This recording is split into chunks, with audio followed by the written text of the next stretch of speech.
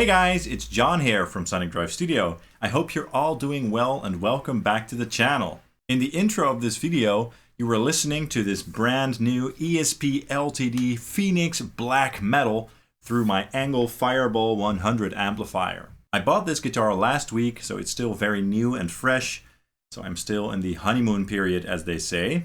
And I think it sounded pretty great through that ENGL Fireball, don't you think? So in this demo and review video, we're going to take a look at this guitar and also listen to some more sound examples, of course. Let's get started. So a couple of months ago, I bought another ESP LTD Phoenix, the Deluxe 1000 model to be exact. This one right here. It's also a very cool guitar, as you can see.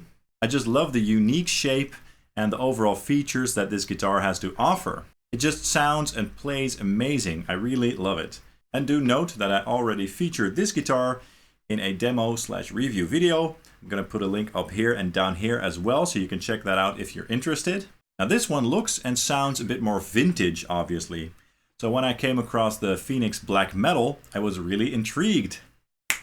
So this is obviously the sort of evil twin sister of that white ESP LTD Phoenix 1000. So I went ahead and ordered this guitar at Thomann, and overall I'm very pleased with this instrument. As far as weight goes, this one is a little bit lighter than the white one, but it still has plenty of weight to it, in my opinion, which is kind of an important thing, because in my opinion, it does affect the tone of the guitar. So the quality of the woods that they use to make these guitars seems to be very nice.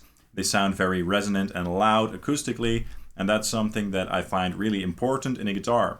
And obviously, aside from the body shape and some of the other design features, this one is very different from the white one. This one is very metal, black, and very simple and elegant. So we have the same body style as the white one, the basic Phoenix body style, which is kind of based on the Gibson Firebird. And this one has the satin black finish, so it's all black, very evil looking indeed. Check this one out.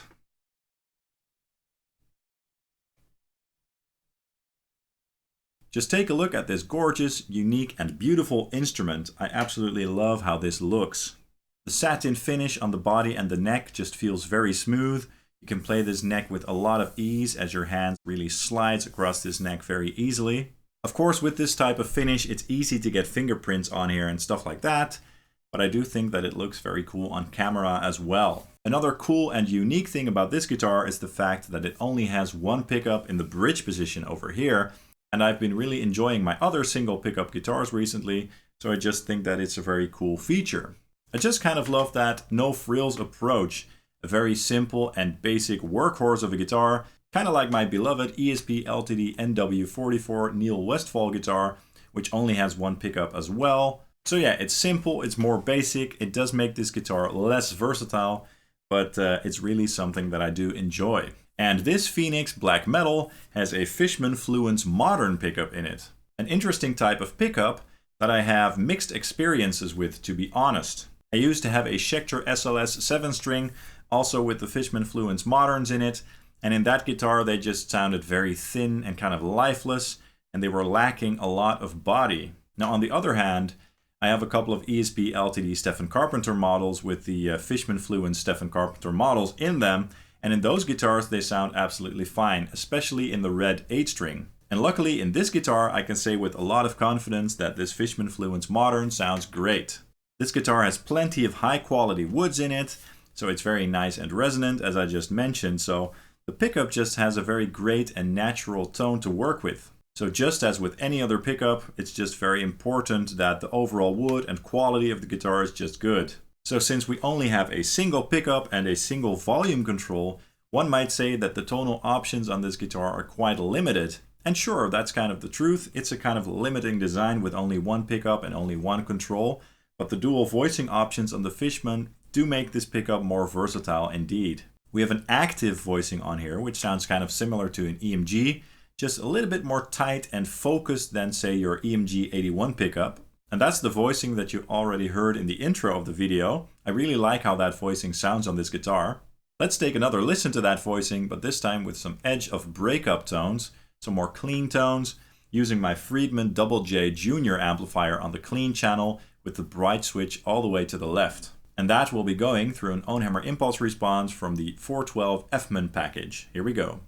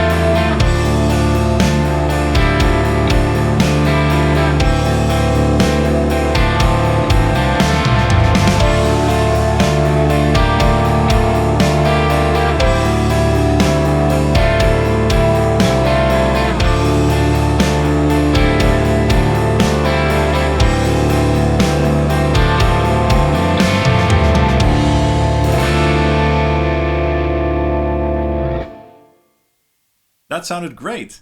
I've really started to appreciate clean tones from a bridge pickup more and more recently. It kind of reminds me of those Mastodon clean tones, if you know what I mean. Very cool.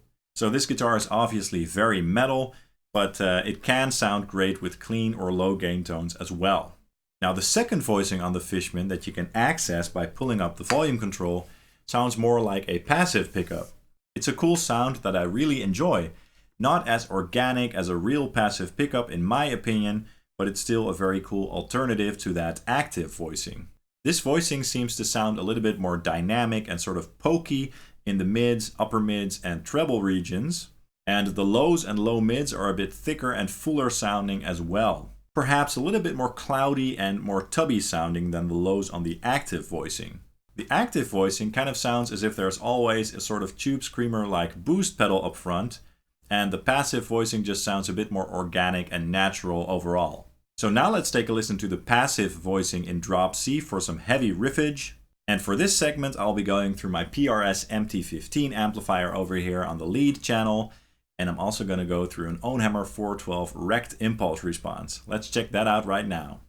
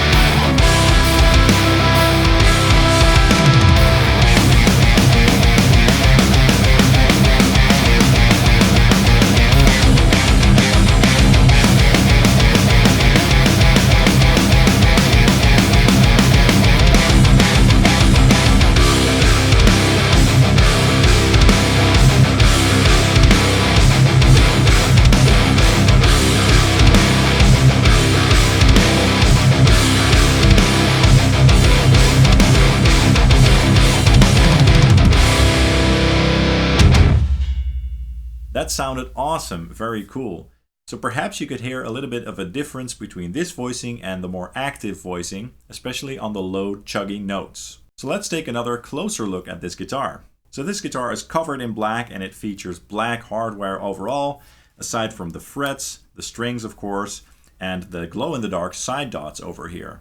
Which can of course be very handy, especially since there are no markers or inlays on the fretboard. And the fretboard itself is just pure black ebony, Macassar ebony to be exact. We have extra large jumbo frets on the fretboard. They feel very smooth on the hand and they seem to be leveled very well as well. And I just really love those jumbo frets. It just feels typical LTD to me, which is great.